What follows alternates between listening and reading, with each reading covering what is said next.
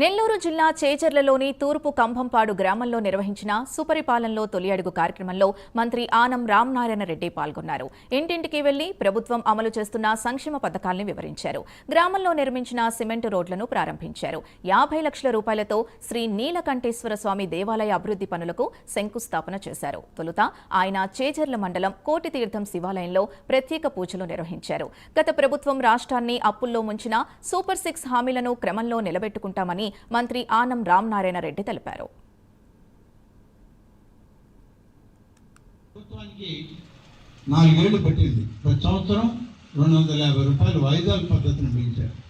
కానీ మనం ఒకేసారి 1000 ఇస్తామన్నాం, 1000 ఇచ్చాం.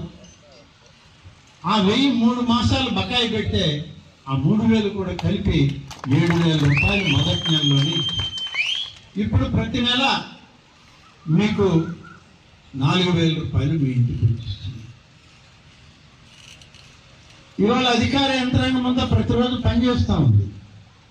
1వ తారీఖు సెలవు అయితే బ్యాంకు రుణమేమో మీకు డబ్బు అందదేమో, 30వ తారీఖే బ్యాంకుల నుంచి డబ్బు తెచ్చి 31వ తారీఖు 1వ తారీఖు ముందు రోజే మీకు పెన్షన్లు పంపిస్తూ ఉంది ఈ ప్రభుత్వం. మరి ఇంత గొప్పగా చేసే ఈ ప్రభుత్వం ఇలా చేస్తూ మనకు వచ్చేటప్పటికి చెప్పిన ప్రతి మాట నెరవేర్చుకున్న ప్రభుత్వం మన ప్రభుత్వం అని చెప్పి నేను మీకు మనవి చేస్తాను. ఈ విధంగా చేస్తూ